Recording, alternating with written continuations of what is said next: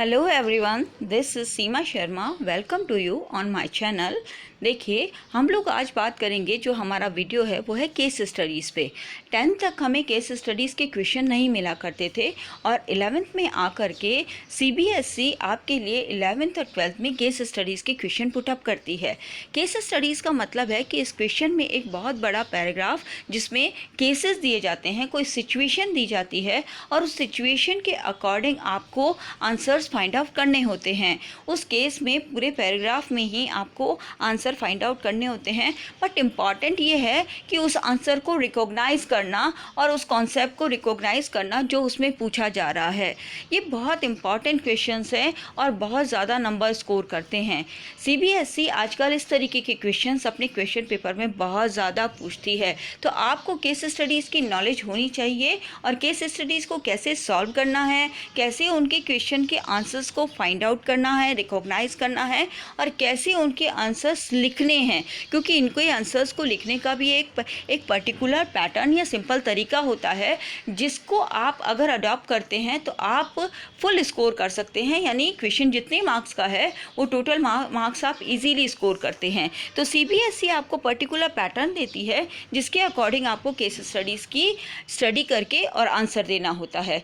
वैसे तो ये बहुत ईजी होती हैं क्योंकि आपको उस पैराग्राफ में ही इसके आंसर मिल जाते हैं, बट प्रॉब्लम ये आती है कि बच्चे उस कॉन्सेप्ट को आइडेंटिफाई नहीं कर पाते जिस कॉन्सेप्ट के बारे में इस केस स्टडी में बात की जा रही है। तो आज का हमारा वीडियो केस स्टडीज़ से रिलेटेड है, जिसमें हम चैप्टर 1 और चैप्टर 2 से रिलेटेड केस स्टडीज़ की स्टडी करेंगे, उसे पढ़ेंगे। तो हम क्वेश्चन सॉल्व करते हैं, कुछ केस स्टडीज़ देखते हैं, जिससे आपके केस स्टडीज़ से रिलेटेड कॉन्सेप्ट पूरे क्लियर हो जाएंगे कि कैसे वो क्वेश्चन होते हैं और कैसे उनका सॉल्यूशन करते हैं। चलिए देखिए, first case study. Two friends, Raj and Ravi, दो फ्रेंड हैं, राज और रवि।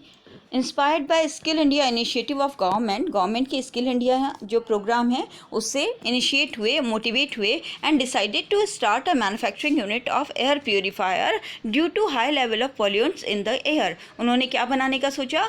एयर प्योरीफायर बनाने का, मैन्युफैक्चर करने का सोचा। The product face mix response from the market से उनको मिक्स रिस्पॉन्स मिला, कुछ पॉजिटिव भी था, कुछ नेगेटिव भी था। It was decided to arrange part of the product from the small and medium enterprises located in the near by villages. उन्होंने ये डिसाइड किया कि हम जो अपने प्रोडक्ट के पार्ट हैं वो अपने विलेजेस के स्मॉल और मीडियम एंटरप्राइजेज जो हैं उनसे अरेंज करेंगे, यानी उनसे परचेज करेंगे ताकि हमें लो कॉस्ट पर इजीली अवेलेबल हो जाए। They further decided to sell these units within the country, कि वो कंट्री में बेचेंगे अपने प्रोडक्ट को। Took loan from Axis Bank under MSME scheme. MSME का मतलब होता है micro, small and mini enterprises. तो उस स्कीम के अंडर ये लोन ले लेंगे एक्सिस बैंक से, क्योंकि इस स्कीम के अंडर जब लोन लेते हैं तो इंटरेस्ट रेट काफ़ी लो होती है। Hire the service of Blue Bird Cargo to make the goods available in the market, कि मार्केट में प्रोडक्ट्स की सप्लाई के लिए, ट्रांसपोर्टेशन के लिए उन्होंने एक कार्गो एजेंसी को हायर कर लिया जिसका नाम था Blue Bird Cargo. And Satya Trading Corporation for the storage of goods to meet the expected rise in the demand. और उन्होंने स्टोरेज के लिए, यानी अपने प्रोडक्ट को स्टोर करने के लिए, वेयर हाउसिंग के लिए, ये जो कौन सा फंक्शन हो रहा है यहाँ पे, वेयर हाउसिंग का। तो सत्या ट्रेडिंग क्या करेगी? वेयर हाउसिंग का काम करेगी। ब्लू बर्ड्स कार्गो क्या करेगा? ट्रांसपोर्टेशन का काम करेगा। एक्सिस बैंक क्या कर रहा है? फाइनेंस प्रोवाइड करने का काम कर रहा है। स्मॉल मीडियम एंटरप्राइजेस क्या कर रहे हैं? रॉ मटेरियल यानी पार्ट्स अवेलेबल करा रहे हैं। तो इस तरीके से एक क्वेश्चन है। अब देखिए इस केस में आपको क्वेश्चन क्या पूछे हैं। क्वेश्चन ए देखिए, identify and explain the type of manufacturing industry being carried on. कौन सी मैन्युफैक्चरिंग इंडस्ट्री की बात इस पैराग्राफ में, इस केस में की जा रही है। Second question, state the type of trade as per geographical concentration, यानी उन्होंने कहा है कि हम अपनी कंट्री में ही सेल करेंगे, तो कंट्री में ही सेल करेंगे, तो ये जोग्राफिकली कौन सा टाइप हुआ। नेक्स्ट देखिए C, name the auxiliaries to trade highlighted in the above case. इस केस में कौन कौन सी ऑक्सिलरीज टू ट्रेड की बात की गई है, उनको हाईलाइटेड किया गया है। और डी क्वेश्चन देखिए, what kind of risk is involve in the above situation. इस तरीके से आपको एक केस स्टडी में 4 क्वेश्चंस पूछे गए हैं जिनके आपको आंसर देने हैं। तो फर्स्ट एक आंसर देखिए, identify the type of manufacturing industry. कौन सी इंडस्ट्री है? असेंबलिंग इंडस्ट्री है। क्यों असेंबलिंग? इसलिए क्योंकि इन्होंने पार्ट्स परचेज करने हैं और फिर ये एयर प्योरीफायर बनाएंगे। तो पार्ट्स परचेज करते हैं और पार्ट्स को जब असेंबल करते हैं तो कौन सी इंडस्ट्री होती है? असेंबलिंग इंडस्ट्री होती है। तो ये कौन सी टाइप ऑफ इंडस्ट्री हुई? मैन्युफैक्चरिंग इंडस्ट्री, बट उसमें असेंबलिंग इंडस्ट्री। सेकंड देखिए, कौन सा टाइप ऑफ ट्रेड है ये? डोमेस्टिक, क्योंकि विद इन कंट्री अपने प्रोडक्ट को अवेलेबल करा रहे हैं, तो ये कौन से टाइप ऑफ ट्रेड हुआ? डोमेस्टिक ट्रेड हुआ। थर्ड देखिए, ऑक्सिलरीज टू ट्रेड में कौन कौन सी आई? मैंने आपको बताया ना, बैंकिंग एक्सिस बैंक से ले रहे हैं, ट्रांसपोर्टेशन कर रहे हैं, और वेयर हाउसिंग सत्या कॉर्पोरेशन कर रहे हैं। तो इस तरीके से ब्लू बर्ड कर रही है ट्रांसपोर्टेशन। तो ये 3 ऑक्सिलरीज टू ट्रेड की इसमें बात की गई है। रिस्क कौन सी है? स्पेक्युलेटिव है, प्योर नहीं है। प्योर तो तब होती जब 100% चांसेस होते रिस्क होने के, लॉस होने के। वो तो तब होता है जब नेचुरल डिज़ास्टर वाली बात होती है, फायर वाली बात होती है, थेफ्ट वाली बात होती है, जहाँ पर 100% आपको लॉस ही होगा।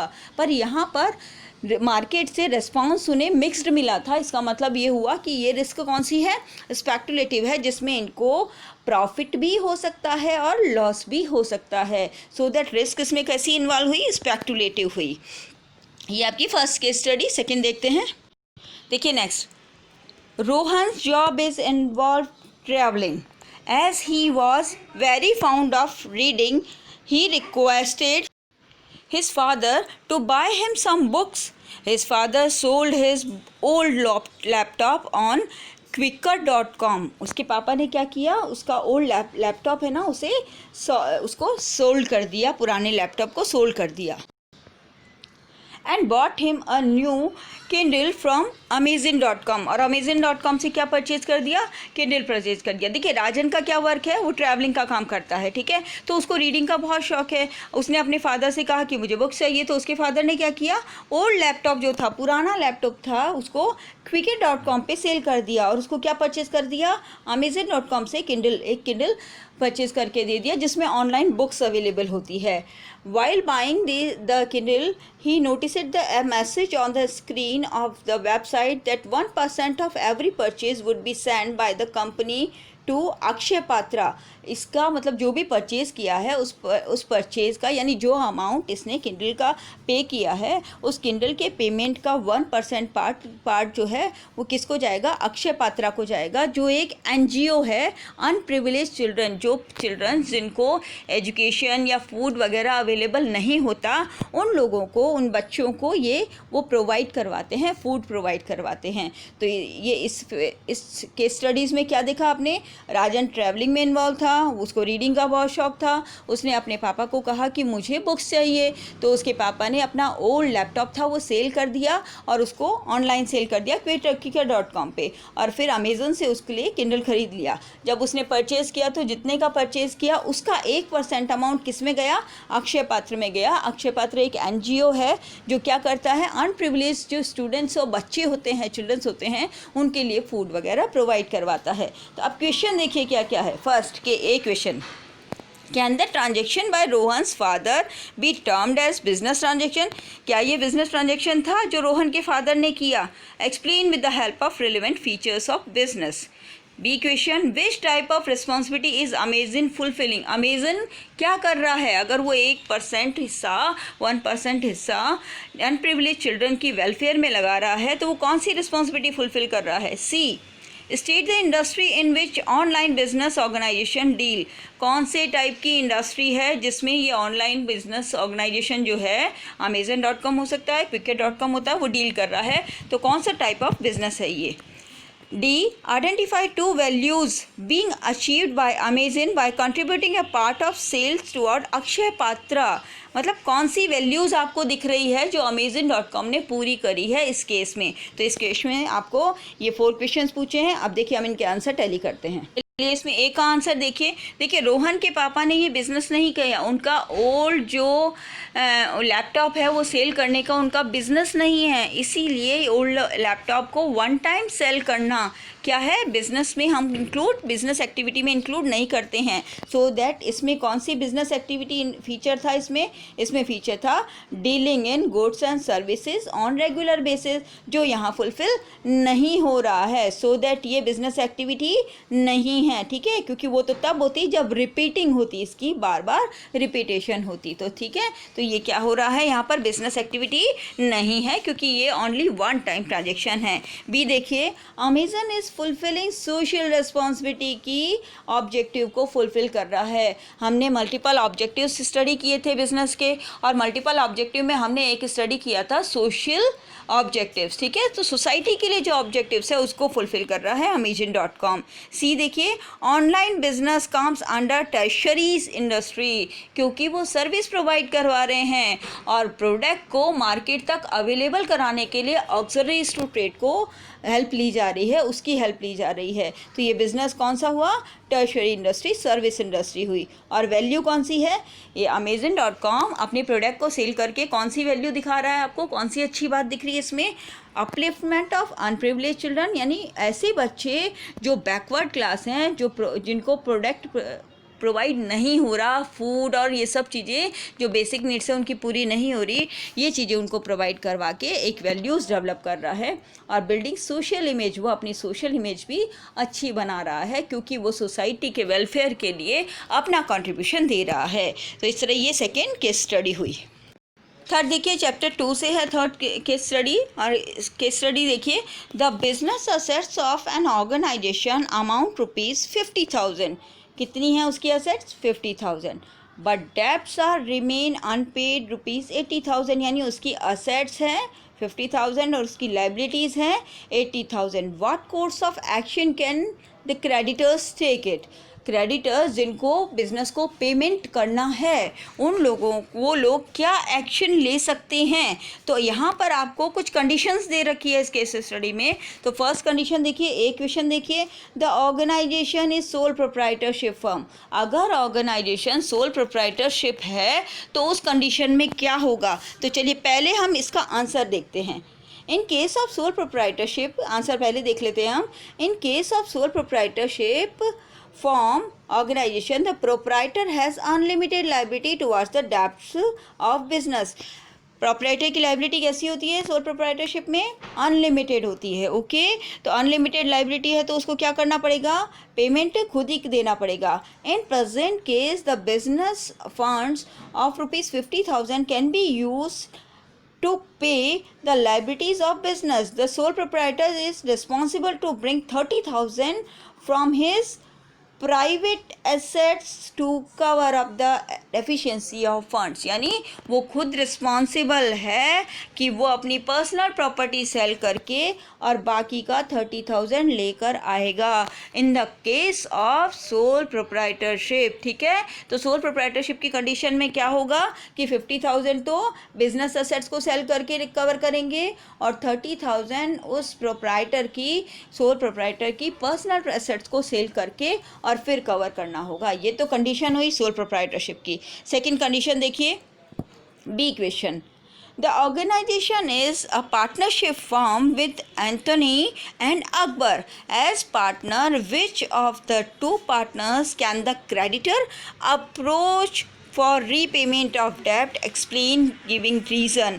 यानी ऑर्गेनाइजेशन में क्या है, पार्टनरशिप है, और पार्टनर कौन कौन है, एंथोनी और अकबर, दोनों क्या हैं, क्रेडिटर हैं, क्योंकि उन्होंने अपनी कैपिटल इन्वेस्ट की थी पार्टनरशिप में, तो वो अपने पेमेंट के लिए अब क्या कर सकते हैं। तो देखिए second situation, B situation, in case of partnership firm में क्या होगा, in case of general partnership, LLP नहीं है यहाँ पे, each partner suffers from the limitation of unlimited liability, हर पार्टनर की लाइबिलिटी कैसी होगी, अनलिमिटेड होगी। Both partners are personally responsible to bring 30,000 from their private assets in the ratio agreed between them, यानी उन्होंने पार्टनरशिप डीड में losses को या प्रॉफिट्स को शेयर करने के लिए जो रेशो डिसाइड करके रखा है उसके अकॉर्डिंग, क्योंकि 50,000 तो पार्टनरशिप फर्म की असेट सेल करके कवर हो जाएंगे, बाकी बचे हुए जो 30,000 है वो पार्टनर्स अपनी प्रॉपर्टी को, अपनी प्राइवेट एसेट्स को सेल करके और लेकर आएंगे, जो रेशो उन्होंने पार्टनरशिप डीड में डिसाइड किया था। उस रेशो के अकॉर्डिंग इन दोनों को, अकबर और एंथोनी को 30,000 अरेंज करने होंगे। तो ये पार्टनरशिप फर्म में इस तरीके की सिचुएशन रहेगी। थर्ड देखिए सी पॉइंट क्या है हमारा। C. The organization is an LLP limited liability partnership with Anthony and Akbar as partners. Which of the two partners can the creditors approach for repayment of debt? Explain giving reason कि अगर creditors को payment लेना हो तो वो किस partner के पास जाएंगी और क्यों जाएंगे क्रेडिटर्स, इसको भी रीज़न भी देना है। तो देखिए इसका आंसर क्या है। C. In case of limited liability partnership, an LLP form of business organization is a corporate entity, यानी इसकी अपनी आइडेंटिटी होती है और मेंबर्स की आइडेंटिटी अलग होती है, बिल्कुल जॉइंट स्टॉक कंपनी के जैसे, and runs on the lines of joint stock company. The creditors can move to national company law tribunal for insolvency of LLP to get the recovery of their debts. यानी creditors कहाँ जाएंगे, ना किसी एक partner को responsible ठहराएंगे, क्योंकि LLP में partners यानी मेंबर्स और ऑर्गेनाइजेशन की एग्जिस्टेंस अलग अलग होती है। LLP अपना खुद का एग्जिस्टेंस रखती है और अगर LLP अपना पेमेंट नहीं कर पाती है तो उसको इंसॉल्वेंट अनाउंस कर दिया जाता है। और क्रेडिटर कहाँ जाकर क्लेम कर सकते हैं अपने डेब्ट्स के लिए, नेशनल कंपनी लॉ ट्रिब्यूनल में। ये एक ऐसा फोरम है जहाँ पर जाकर कंपनी से रिलेटेड जितने भी डिस्प्यूट होते हैं उनका सोल्यूशन किया जाता है। तो अगर LLP का केस है, लिमिटेड लायबिलिटी पार्टनरशिप का केस है, तो कहाँ जाएंगे creditors, national company law tribunal में जाकर कंपनी को, LLP को इंसॉल्वेंट अनाउंस करके और फिर रिकवरी करवाएंगे अपने डेब्ट्स की। चलिए नेक्स्ट केस स्टडी देखिए। Farmers in Hoshiarpur district in Punjab के होशियारपुर डिस्ट्रिक्ट में कुछ फार्मर्स है, set up an organization which was bought about a revolution in farming. Their project involves increasing the revenue of the small and marginal farmer. उनका क्या objective है कि farmers जो हैं, स्मॉल लेवल के फार्मर्स हैं या मिडिल लेवल के जो फार्मर्स हैं, उनकी रेवेन्यू को इंक्रीज़ करना, ठीक है, ये उनके ऑब्जेक्टिव हैं। The organization encourage unemployment youth to purchase the crop from the farmers at best possible higher rates and supply it to the consumer at the price lower than the market price. क्या करते हैं वो farmers जो हैं वो best possible high rates पे अपने crops को अवेलेबल कराते हैं, परचेज़ करते हैं और उसको अवेलेबल कराते हैं कंज्यूमर रेट से मार्केट प्राइस पर कंज्यूमर्स को अवेलेबल कराते हैं। As there are no middle man, कोई मिडिल मैन बीच में नहीं है, the producer and the consumer both stand to gain. Producer और कंज्यूमर दोनों आमने सामने हैं, ठीक है, इन दोनों को ही जो भी है वो डायरेक्ट कनेक्शन में है, इनके बीच में कोई भी मिडिलमैन नहीं है। The farmers get good money after selling it at a higher rate, अपने प्रोडक्ट को सेल करके उनको काफ़ी हायर रेट मिलती है। And the consumer gets quality products at lower price, और कंज्यूमर को क्या मिल जाता है, लोअर प्राइस पर क्या मिल जाता है, प्रोडक्ट अवेलेबल हो जाते हैं। तो क्वेश्चन क्या है, name the organization, business organization form by the farmers. देखिए इसमें क्या है, फार्मर्स हैं, होशियारपुर में हैं, इन लोगों ने अपना एक ऑर्गेनाइजेशन बनाया, ठीक है, और ऑर्गेनाइजेशन क्या करता है, फार्मर्स के प्रोडक्ट को, सारे प्रोडक्ट्स को कलेक्ट करके और बिना किसी मिडल मैन के और मार्केट तक अवेलेबल कराता है। जब रॉ मटेरियल परचेज़ करते हैं तो चीप लेवल पे परचेज़ करते हैं, और जब अपने प्रोडक्ट की सेलिंग मार्केट में करते हैं तो मार्केट प्राइस से थोड़ी सी कम प्राइस पे सेल कर देते हैं। इससे ज़्यादा कंज्यूमर उनको अवेलेबल हो जाते हैं और वो अपने प्रोडक्ट की सही रेट, क्योंकि मिडिल मैन क्या होता है, यहाँ पर मिडिल मैन अपना चार्ज अलग लेता है और उस मिडिल मैन के चार्ज की वजह से मार्केट तक जाते जाते प्रोडक्ट की प्राइस काफ़ी हायर हो जाती है। तो इससे बचने के लिए इन्होंने क्या किया, अपने प्रोडक्ट को डायरेक्ट कंज्यूमर तक अवेलेबल कराया और नॉर्मल मार्केट प्राइस से कम रेट पे अवेलेबल कराया, जिससे इनके प्रोडक्ट काफ़ी हाई लेवल पे सेल हो गए। तो अब इनका फॉर्म कौन सा है, कौन सा बिजनेस ऑर्गेनाइजेशन फॉर्म इन्होंने फॉर्म किया है, and what values are generally upheld by such kind of business organization. कौन सी वैल्यूज़ इस टाइप के ऑर्गेनाइजेशन में दिखाई देती है, शो होती है। तो इसका आंसर कैसे लिखेंगे हम, देखिए ए का आंसर होगा फार्मर्स कोऑपरेटिव सोसाइटी। ये कौन सी सोसाइटी थी, बिल्कुल कोऑपरेटिव सोसाइटी फॉर्म है ये, और ये किसका था, फार्मर्स का था। सो दैट इसका क्या नाम होगा, फार्मर्स कोऑपरेटिव सोसाइटी, क्योंकि ये ऑर्गेनाइजेशन फार्मर्स का था और एक दूसरे को कोऑपरेट करने के रिलेटेड से था। प्रॉफिट अर्निंग का ऑब्जेक्टिव नहीं था इसका ऑब्जेक्टिव था कि वो अपने फार्मर्स के ही जितने प्रोडक्ट हैं उस प्रोडक्ट को मार्केट तक किस तरीके से अवेलेबल कराएं कि कुछ ना कुछ अर्न करके अपने ही मेंबर्स में डिस्ट्रीब्यूट कर दे। तो ये किस टाइप ऑफ ऑर्गेनाइजेशन हुआ, कोऑपरेटिव सोसाइटीज़ हुई। ओके, तो cooperative societies, farmer cooperative society. Value कौन सी है, जनरेशन ऑफ अनएम्प्लॉयमेंट, ठीक है, एम्प्लॉयमेंट प्रोवाइड करवाना, यानी अनएम्प्लॉयमेंट को हटा देना, कम करना, और एम्प्लॉयमेंट प्रोवाइड करवाना अपने ही गांव के यूथ को। प्रोटेक्टिंग फार्मर्स फ्रॉम एक्सप्लॉइटेशन, क्योंकि मिडिल मैन उनको एक्सप्लॉइट करते हैं और उनको सही प्राइस अवेलेबल नहीं कराते हैं, तो एक्सप्लॉइटेशन से बचाना। प्रमोशन ऑफ थ्रिफ्ट, उनको इजीली अपने प्रोडक्ट को मार्केट तक पहुंचाने में हेल्प करवाना। Qualitative product at reasonable price, और कंज्यूमर को क्या मिल रहा है, कंज्यूमर को क्वालिटी प्रोडक्ट इजीली अवेलेबल हो रहे हैं। ठीक है, तो इस तरीके से ये केस स्टडीज़ होती है। तो आपको समझ आया होगा कि किस तरीके की केस स्टडीज़ पूछी जाती है और उनका सॉल्यूशन कैसे करना है, कैसे हमें प्रॉपर आंसर लिखना है, कितने सेक्शन में क्वेश्चन पूछे जाते हैं और उन क्वेश्चन का उसी तरीके से section wise ABCD section wise उसका आंसर देना होता है। तो आपको अच्छे से समझ आ गया होगा केस स्टडीज़। अगर आपको अभी भी कोई भी प्रॉब्लम होती है तो प्लीज़ मुझे कमेंट करिएगा, क्योंकि अगर आप कमेंट करेंगे तो मैं ईज़िली पता कर पाऊँगी, फाइंड आउट कर पाऊँगी कि आपको कहाँ प्रॉब्लम आ रही है, और मैं उसी से रिलेटेड नेक्स्ट वीडियो आपके लिए बना दूँगी। कमेंट आ रहे हैं बच्चों के और उस अकॉर्डिंग मैं बिल्कुल आंसर दे रही हूँ, पर बच्चों ज़्यादा से ज़्यादा कमेंट करिए ताकि मुझे पता चले कि आपको समझ में आ रहा है या नहीं आ रहा, क्योंकि जब तक सभी को समझ नहीं आएगा मेरा वीडियो बनाना बेनिफिशियल नहीं है। सो दैट प्लीज़ कमेंट करिए, लाइक कीजिए, शेयर कीजिए। Thank you.